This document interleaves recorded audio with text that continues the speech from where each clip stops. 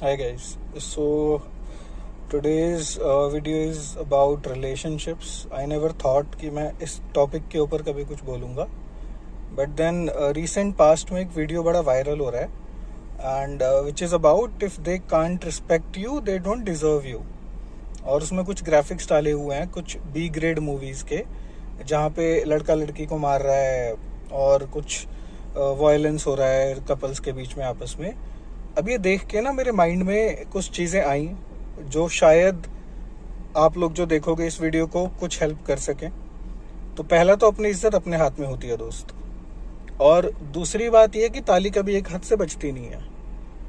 तो अब आजकल मतलब जिसे देखो, मतलब वो 10 मिनट की बातचीत में एक दो बार मिलने से, थोड़ा सोशल मीडिया पे फ्रैंक होने के बाद एक रिलेशनशिप में कूद जाते हैं। स्पेशली हमारी जो आजकल जेन जी, सो कॉल्ड जेन जी है, तो वो टेम्पररी अट्रैक्शन या शॉर्ट टर्म बेनिफिट्स को देखते हुए रिलेशनशिप में कूदते हैं।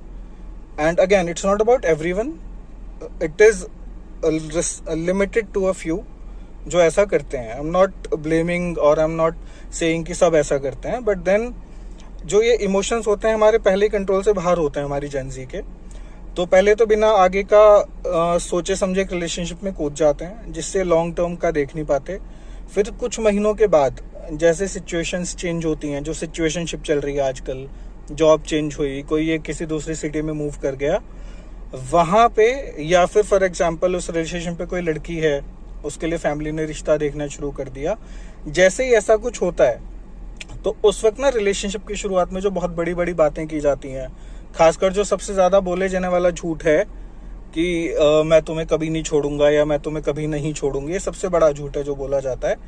ये वो नया अट्रैक्शन या वो नई सिचुएशन आते ही धरा का धरा रह जाता है, और फिर शुरू होते हैं झगड़े, कलेश, जिसमें भर भर के जहर उगला जाता है एक दूसरे के लिए। लड़के ही नहीं, लड़कियां भी लड़कों को पीटती हैं और लड़के भी हाथ उठा देते हैं। पर मेरे दोस्त, ये फिर उसके बाद आपके व्हाट्सएप पे और आपके इंस्टा पे ये वाला रील आना शुरू हो जाता है, ये वाला स्टेटस आना शुरू हो जाता है, if they can't respect you they don't deserve you. तो भैया या तो अपने बच्चों को सिखाओ कि जब गट्स हों दुनिया से लड़ने के, भिड़ने के, आगे तक रिलेशनशिप निभाने के, तभी किसी रिलेशनशिप को शुरू करें।